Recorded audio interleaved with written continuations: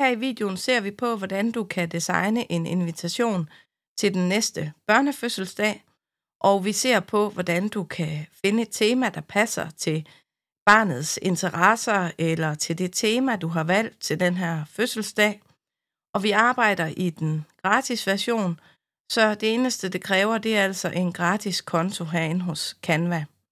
Jeg vil også lige sige, at det er en fordel for dig at abonnere på kanalen og vælge alle notifikationer under klokken, fordi så får du besked om, når vi laver nye videoer. Der kommer flere forskellige typer af videoer, sådan at du kan begynde at designe dine egne ting herinde i Canva, både til private, foreninger og erhverv. Så det er altså en fordel for dig at abonnere her på kanalen. Jeg har lavet et minikursus også, som koster få penge, som du kan læse mere om i beskrivelsen her under videoen. Det er et kursus, hvor at vi også ser på valg af papir og så videre, når du skal printe dine egne invitationer.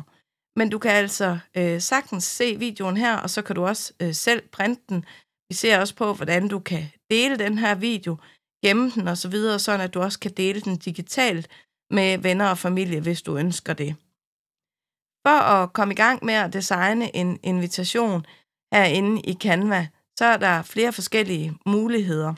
Jeg anbefaler, at du går ned under skabeloner som det første, men du kan også vælge at sige opret et design, og der er flere forskellige veje ind her. Du kan vælge at klikke herover under prikkerne, og så sige opret design, og så søge herfra. Så det her har du også mulighed for. Der kan du se, der allerede ligger forskellige typer af skabeloner og størrelser osv. Men herinde under skabeloner, hvis du klikker her, så kan du se, at der ligger forskellige skabeloner, og der vil den typisk også vise dig noget af det, du har designet tidligere, eller den type, du har designet tidligere. Så det vil ændre sig over tid, hvad du også får vist her, alt efter, hvad det er for nogle ting, du laver herinde. Men når du går herind, så kan du heroppe i toppen søge under skabeloner, og der kan du se, at jeg har en søgning her, der hedder invitation børnefødselsdag, og den prøver jeg at klikke på. Så kan jeg se, der kommer flere forskellige designs her, og der kan jeg jo så vælge en af dem, og jeg kan også vælge at stjernemarkere dem. Hvis jeg tænker, at jeg måske vil bruge dem senere, så kan jeg vælge at klikke på stjernen her, så har jeg fået den til favorit. Det du skal vide, det er, at dem, der er en krone på her, det er altså pro-skabeloner. Så det vil altså sige, det er dem, der forudsætter, at du har en betalt plan. Og her, der kigger jeg så, om der er noget, som jeg synes, jeg kan bruge. Det kan også være, at du skal jo tænke over, hvis du nu vil printe dem selv, så er der i hvert fald noget i forhold til formatet, du lige skal tænke over. Så kan det ikke hjælpe noget, at du vælger et format, en størrelse, som ikke passer dertil. Så det skal du tænke lidt over. Du kan se, den her, den er eksempelvis kvadratisk, og den her, den er mere opretstående. Nu er det her så en pro, så den vil jeg ikke vælge, men jeg vil prøve at se, om der er noget, jeg kan bruge her. Når du kører musen henover, så kan du se nede i hjørnet, om det er pro, og hvis ikke pro-logoet kommer frem, så er det en af dem, du kan bruge gratis. Der er flere forskellige, du kan vælge her gratis. Du kan se den her med blomsterne eksempelvis, den er gratis. Der er flere forskellige, som er gratis her. En måde, du kan finde ind til de her, det er også at sige, og klikke her på alle skabeloner. Og så kan du også se nogle forskellige typer her under skabeloner. Men jeg går lige tilbage her og siger invitation fødselsdag. Og så kan du også heroppe sætte filtre på. Der kan du vælge, hvilke typer og hvilke størrelser af filtre her. Og du kan også vælge en stilart her nede. Og så har du igen under tema, der har du fødselsdag. Der kan du se, der ligger lige nu 65.000. Så det er jo rigtig, rigtig mange. Så der er altså også nogle muligheder for at finde noget forskelligt herinde. Og her har jeg så lige sat kryds i fødselsdag, og så siger jeg anvend. Jeg får så de samme, fordi jeg jo havde sagt allerede heroppe, at det var en børnefødselsdag. Og jeg kan så også her under kategori, har jeg også mulighed for at vælge nogle forskellige. Så der kan du enten sætte lidt filter på, eller du kan vælge at sætte en kategori. Hvis ikke du finder nogen herude efter en søgning, så kan du eksempelvis også oprette et A4-dokument, og så finde nogle skabeloner og nogle billeder og nogle designelementer at trække ind. Jeg kan søge her også på fodboldinvitation og se, hvad der kommer her. Der kommer så en her, hvor det er med fodbolde, men det er en pro-version. Her kommer også en, men det er også en pro-udgave. Så hvis jeg skal have en design-skabelon, som er gratis, så skal jeg finde sådan en som eksempelvis den her. Der kan jeg så se, at der er ikke det her pro-logo, så det er en gratis invitation. Så kan jeg klikke på den for at se nærmere på den. Jeg kan stjernemarkere den. Jeg kan også vælge at følge den her designer. Og jeg kan se her, hvad ligger der tilsvarende. For når jeg har klikket ind på en fodboldinvitation, så vil den vise mere som de her typer. Så der kan jeg så se de her forskellige, der også er. Og der kan du så klikke videre for at se nærmere på dem. Jeg kan prøve at klikke på den her og se, om det er en gratis invitation. Og det er det. Og jeg kunne egentlig godt tænke mig at prøve at bruge den her fodboldinvitation. Jeg stjernemarkerer den også lige for at kan finde nemt ind til den senere. Og så vælger jeg at sige tilpas denne skabelon. Når jeg så har gjort det, så åbner den automatisk et design. Og navngivningen heroppe i toppen, der tager den automatisk det, som skabelonen hedder. Så jeg vil kalde den fødselsdagsinvitation, og så vil jeg kalde den fodbold. Og nu kan jeg så sige 10 år. Og så klikker jeg bare uden for feltet igen, så har jeg navngivet den. Her der kan jeg så gå ind og tilpasse de her ting. Her kan jeg eksempelvis i den her buede tekst, når jeg skal have rettet i det, så klikker jeg simpelthen på det enkelte element, uanset om det er skriften i top eller bund eller hvad det er. Når man så klikker på det, så kan man dobbeltklikke, og så kan man sige Jans 10 års. Også bare sige Jan 10 år. Her har jeg så skrevet Jan 10 år, og så har jeg skrevet fødselsdagsfest. Og heroppe i det buede felt, der vil jeg skrive min første runde fødselsdag. Og så vil den automatisk lave det buede igen her, når jeg klikker uden for feltet. Her der kan jeg også vælge, der kan du se, det er ligesom sat sammen af 2 ting. Hver sted, den laver sådan en kasse om her, det er simpelthen et element for sig. Der vil være forskel på, hvor meget du har mulighed for at rette i det, men du kan se, når jeg klikker på den her pokal, så får jeg muligheden for også at rette de enkelte farver. Og det gør jeg ved at klikke på farven, så åbner der sig nogle farver herover, og du kan se her, der står dokumentfarver, og det er rigtig smart, fordi det er alle de farver, som er på det her dokument lige nu. Så for at du holder et rent design og et visuelt pænt design, så er det en fordel at vælge en af de andre farver, som ligesom er her i dokumentet allerede. Hvis du vil ændre det, så klikker du ind på farven for at justere den farve, eller du kan klikke herop på den regnbuefarvede cirkel for at tilføje en ny farve. Jeg kunne også have valgt, at nu er det her jo en guldpokal, så nu vil jeg ikke lave den grøn, men det kunne jeg have gjort. Så kan du se, så ændrer de her elementer sig på pokalen. Så skal jeg jo tænke over, hvilke farver jeg giver de forskellige elementer, for at det visuelt kommer til at passe sammen. Fordi du kan se, der er flere forskellige farver, og alle de her flere forskellige farver, det danner til sammen pokalen. Du kan se her, foden eksempelvis, den er brun. Jamen, så vil det være den brune, jeg skal trykke på, hvis det er den del af den her, af det her ikon, jeg skal rette. Så det har du altså mulighed for, men nu ændrer jeg den tilbage, sådan at jeg bevarer den her farve.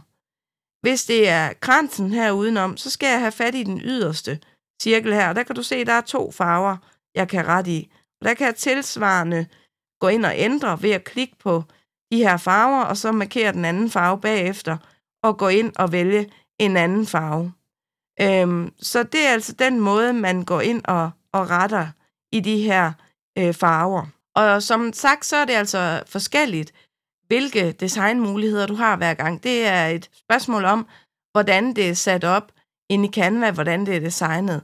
Så det vil være lidt forskelligt. Jeg kan også prøve at klikke på de her flag, og så kan du se, at her har jeg 3 farver. Jeg har snoren, der er sort. Jeg har nogle grå flag, jeg har nogle grønne flag. Så der har jeg altså også mulighed for at gå ind og sige, jamen, jeg vil gerne have orange flag, som passer til pokalen i stedet for. Og så skal jeg markere den anden herover tilsvarende, hvis jeg vil have de her orange flag i stedet for. Så det er altså sådan nogle ting, som man har mulighed for at gå ind og gøre. Hvis du tænker nu, at nu kunne du ikke huske, hvilken grønne, der var blevet brugt, og du kun har foretaget den her handling med at ændre det til orange, så kan du altid gå ind og lige klikke udenfor og sige Ctrl-Z, så vil du gå en gang tilbage, og så vil den ændre tilbage. Det kan du også bruge knapperne heroppe i toppen til fortryd, eller Ctrl-Z, eller køre en gang frem, eller en gang tilbage. Så der har du kan også køre flere gange tilbage. Men ellers så kan du gå ind og markere de enkelte elementer. Du kan omplacere dem lidt, du kan trække i dem, du kan flytte i dem, og du vil, når du trækker og slipper og så videre i tingene her, så vil du se, at du får forskellige guidelines. Du får blandt andet noget med afstand, at lige nu er der lige lang afstand, 1,375 her, imellem de her forskellige elementer. Og på den måde kan du designe tingene, så det passer til det, du vil. Hvis du nu vil have printet den her, når du er færdig med at lave den og tilpasse den, hvis du så gerne vil have den printet, så kan du altid gå ind bagefter og tilpasse yderligere. Hvis nu du finder ud af, at de her lysegrå fodbolde her, at de er egentlig for lyse, jamen så kan du se, selvom der ikke er en grå her, så kan du klikke på den grå farve, og så kan du trække den ned her for at gøre den mørkere. Og så på den måde gøre den mere synlig. Og der kan du så vælge at sige, jamen det kan du egentlig bedre lide. Nu får den en lidt mere tydelig fodbold her. Så kan du klikke på den næste her, og så klikker du på farven igen. Og så kan du se, nu har den sat den her mørkegrå farve ind, som jeg brugte heroppe.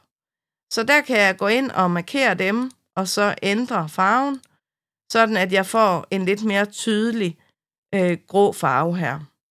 Det kunne være sådan en ting, som jeg kunne finde på at rette. Hernede ved selve fodboldmålet kan jeg klikke, og der kan du se, der har jeg ikke nogen mulighed for at ændre i farven. Det er så fordi, at det er noget, der er lavet ligesom et billedformat. Det er altså ikke på den måde et grafisk element, hvor du kan gå ind og rette i. Så selve fodboldmålet her kan du ikke ændre farven på, men du kan stadigvæk klikke på redigere, så får du muligheden for nogle forskellige filtre her. Og der kan du se, hvis du kører med pilen, at du kan vælge, at det har et andet filter, sådan at nettet eksempelvis, det bliver mere blåt. Og du kan også klikke på se alle, så kan du hernede se og vælge nogle forskellige. Det kan være, at du vil have den mere varm eller kold i tonen. Så kan du se, at nu får den et andet udtryk. Så på den måde kan du godt justere lidt, men du har altså ikke fuld fleksibilitet over det, ligesom eksempelvis det her grafiske element fra pokalen. Nu synes jeg egentlig, at nettet fodboldmålet her, det var pænere, som det var, så jeg trykker Ctrl-Z 2 gange for at komme tilbage til det var før. Her der vil jeg lige gå ind og rette lidt tekst, og så vil jeg vise dig, hvordan at jeg kan eksportere den her og gemme den her. Nu kan du se, at jeg har rettet det, jeg ønsker her i teksten. Jeg har skrevet, hvor det foregår henne, og SU senest den 15. februar til min mor på telefon, og at jeg glæder mig til at se dig. Og her kan du så se, fordi at jeg har skrevet mere tekst, end der egentlig var i den oprindelige, så er mit tekst her, det er kommet for tæt på målet her. Jeg har muligheden for enten at gøre målet lidt mindre ved at klikke på det, og så trække i det, og på den måde gøre det mindre. Men så synes jeg heller ikke, det passer særlig godt til størrelsen på fodbolden, så det vil jeg egentlig ikke gøre, så jeg siger lige Ctrl-Z. I stedet for, så klikker jeg lige her uden for skærmbilledet igen, for at få, at jeg ikke har markeret noget. Og så vælger jeg og siger, at jeg vil have de andre ting flyttet op. Så jeg markerer det her felt her, klikker en enkelt gang, så trykker jeg på Shift, så trykker jeg på det næste felt og på det tredje felt. Så kan du se, at jeg har også muligheden for at gruppere dem, så de hører sammen. Men det har jeg egentlig ikke brug for, at de er grupperet. Så jeg vælger bare at trykke en gang, holde musen nede, og så trækker det lidt op. For jeg synes, der også blev stor afstand imellem den håndskrevne fødselsdagsfestteksten og så det første tekst nedenunder. Så det passer egentlig fint, synes jeg, at det kommer lidt op. Når jeg har det, hvor jeg gerne vil have det, du kan se, at jeg får en guideline i midten også, så slipper jeg, og så kan jeg klikke uden for skærmen, og så kan jeg se, at nu synes jeg egentlig, det er fint. Alternativt kan man jo også flytte en enkelt af dem, hvis man synes det, ved at klikke på den og trække i den. Og der kan du se, at jeg får igen de her guidelines, og jeg får de her afstandsmål, så jeg kan se, nu har den samme afstand imellem elementerne her. Så der er altså forskellige guides, der løbende kommer, alt efter hvor du placerer det henne. Hvis du eksempelvis vil have teksten venstre stillet i et element, så klikker du på elementet, og så er der en masse funktioner her, som du garanteret kender fra tilsvarende programmer, hvor eksempelvis tekstjustering her kan du klikke, og så kan du sige venstre justering, den kommer automatisk, når du klikker der, eller højre justering osv. Tilsvarende har du også muligheden for heroppe under linjeafstanden at gøre den mindre. Og der kan du se, at alt efter hvordan du trækker og slipper her og sætter andre værdier ind, så vil der komme mere eller mindre afstand imellem elementerne. Du kan også gøre tekststørrelsen større her. Du kan enten tage de her to elementer sammen, markere dem, tryk på den ene og hold shift nede, klik på den anden, vælge og gruppere, eller du kan også bare trække i dem. Så kan du se, at nu bliver teksten større. Så kan du trække den ind i midten igen. Når du får den her midterstreg, så kommer den til at stå her i midten. Du kan også køre med piletasterne for at rykke lidt op og ned her. Det her tekst vil jeg gerne have gjort lidt større også. Der kan jeg også vælge at klikke her, og så kan jeg her under størrelse klikke ind i feltet og sige, jeg vil gerne have, at det minimum er skriftstørrelse 16 eller 14 måske. Og så skal jeg igen ind og tilpasse her, fordi nu står det oven i hinanden. Så det kan godt ske, at 14, det var lige til den gode side. Jeg har også stor linjeafstand her, kan du se. Det skal jeg også ind og ret. Jeg markerer lige felterne igen og siger, at jeg vil måske have skriftstørrelse 12. Det var bedre. Jeg synes stadigvæk, linjeafstanden her er for stor nu, fordi at det er ligesom om det hele det flyder lidt sammen her. Jeg kan lige se, hvad jeg har af linjeafstand her. Der kan jeg se, at jeg har 1,26, og her har jeg 1,5, så den kan jeg også lige sætte ned til 1,26, og tilsvarende med den her fra 1,5 til 1,26. Man skal passe på, at der ikke bliver for stor linjeafstand, fordi så kan det blive svært at læse. Jeg kan vælge at se, om jeg kan rykke den her lige lidt op, ved at rykke dem en tak op med piletasten. På den måde så får jeg justeret, at der ikke er så meget afstand imellem. Men nu er jeg egentlig ret godt tilfreds med den her fodboldinvitation til en 10-års fødselsdag, og nu vil jeg vise, hvordan du gemmer den. Og der går du op under del heroppe i højre hjørne, og så siger du download. Og så herunder filtype, der kan du downloade den som en PNG eller en JPG. Det er i forhold til, hvis du vil dele den som et billede, eksempelvis sende den ud på en mail, hvor du vedhæfter et billede, eller du eksempelvis sender den på Messenger eller WhatsApp eller Snappen eller noget andet, hvor du deler den som et billede, så kan du vælge JPG eller PNG.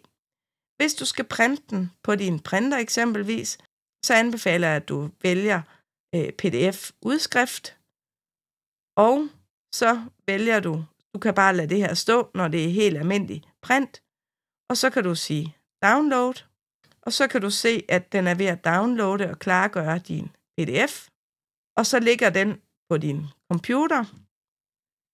Nu har jeg fundet pdf'en her på min computer og åbnet den fil op.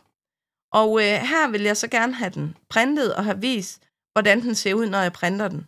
Hvis jeg klikker på mit printer-ikon heroppe i toppen, så kan jeg se, at den ikke fylder hele siden. Det her, det er en helt almindelig standard printer, en billig printer, som kan printe i A4. Her kan du se, at der er nogle indstillinger til farve og så videre. Hvis jeg klikker på flere indstillinger, så vil jeg have muligheden for at sige, det er papirstørrelse A4, det er det, der er standard her. Men under skalere kan jeg vælge at tilpasse området. Jeg kan simpelthen vælge at sige, at den skal tilpasses til papiret, hvis jeg ikke vil have de her, eller hvis jeg i hvert fald vil minimere de her hvide kanter, som den jo typisk vil skrive ud her, når du har noget design. Den vil typisk lave sådan en lille margen rundt, hvor der ikke er printet. Her kan du se, hvis jeg har den her, der hedder tilpas til området, der kan udskrives, at så er der sådan et lille stykke rundt her, hvor der ikke bliver printet. Men jeg tænker, at det er også okay, og det kan du så prøve at lege lidt med, hvad for nogle indstillinger, der passer bedst til din printer. Og så kan du simpelthen bare vælge at sige udskriv, og hvis nu eksempelvis, at der er nogle elementer, som ikke vises pænt på din printer i forhold til dine indstillinger, så kan du vælge at gøre elementerne lysere eller mørkere. Hvis du eksempelvis er løbet tør for farve på din printer, så kan du også vælge at gå ind og lave nogle af de her elementer til ren og skær sort-hvid. Det kan også ændre lidt i dit design. Så det kommer jo an på, hvad du har af muligheder for at printe. Du kan også dele en pdf-fil her. Den kan du sende videre på Facebook, på Messenger osv., hvad du ellers skal.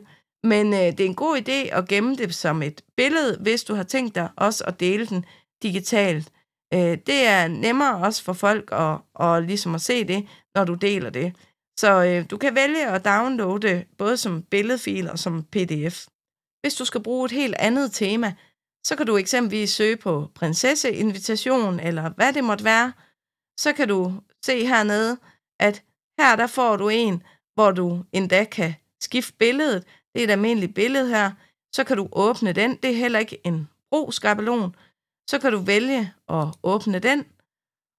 Og så kan du se, der kommer tilsvarende forskellige her, som også mange af dem her er gratis invitationer. Der kommer både med heste og unicorn-tema og slot, og der er virkelig, virkelig mange. Og det, der er rigtig fedt her med Canva, det er, at selv i gratisudgaven kan du virkelig, virkelig lave nogle fede designs. Og igen opfordrer jeg dig til at følge med her, simpelthen abonnere her på kanalen, fordi jeg skal nok vise en masse gode tips, sådan at du kan få god brug af Canva. Her der vil jeg lige prøve at vise dig, når der nu er et enkelt billede her. Det du kan se her, det er, at her er der et billede. Og det har jeg mulighed for at skifte. Hvis jeg klikker her under Uploads, så kan du se, at jeg har et billede her af en dreng til at ligge her. Hvis jeg trækker i det, og sætter det ind her, slipper, nu er det et højdestående billede her i højdeformat, så kan jeg trække, dobbeltklik og trække ham ned her. Nu skal jeg have ham trukket endnu længere ned, eller have ham forstørret lidt her, så hans hoved kommer længere ned her, så han også kan se især.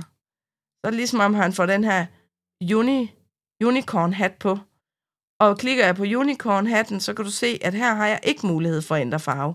Men det er jo lidt forskelligt, hvad man har af muligheder. Og så kan du ellers begynde at tilpasse her igen på samme måde. Og der kan du så uploade dit eget billede. Der anbefaler jeg også, der er også en video her, hvor der bliver vist noget om, hvordan du kan organisere dine billeder og så videre i mapper.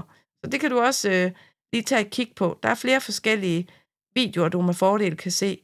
Så prøv at klikke på kanalen for at se, hvad der er af gode videoer til dig. Men det var sådan, at du laver en invitation til børnefødselsdagen. I det her tilfælde med fokus på den her fodboldinvitation. Men det er altså kun fantasien, der sætter grænser. Så sørg for at bruge søgefeltet. Klik for at komme ind og se skabelonen. Så vil du få vist mange flere Så det sparer dig for rigtig meget tid, når du skal sidde og søge de her typer og temaer frem, fordi den så automatisk finder noget af tilsvarende af det, du har åbnet op. Skriv gerne her i kommentaren, hvilken børnefødselsdag du har lavet invitationer til, eller om du har lavet invitationer til noget andet, så vil jeg rigtig gerne høre det i kommentaren, og sig endelig til, hvis du har nogle spørgsmål. Rigtig god fornøjelse.